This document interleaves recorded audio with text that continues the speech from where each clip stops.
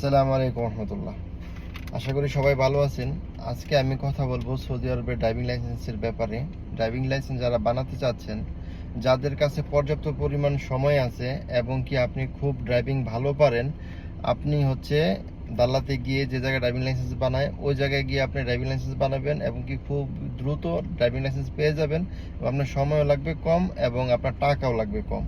যাদের আপনার সময় নেই, ডিউটি থাকে, আপনারা ওই জায়গায় যাই আদালতে যাই পরীক্ষা দিতে পারবেন না, আপনাদের সময় খুব কম, তাদেরকে বলবো আপনার ওয়াস্তার মাধ্যমে বা দালালের মাধ্যমে আপনারা ড্রাইভিং লাইসেন্স বানাতে পারেন।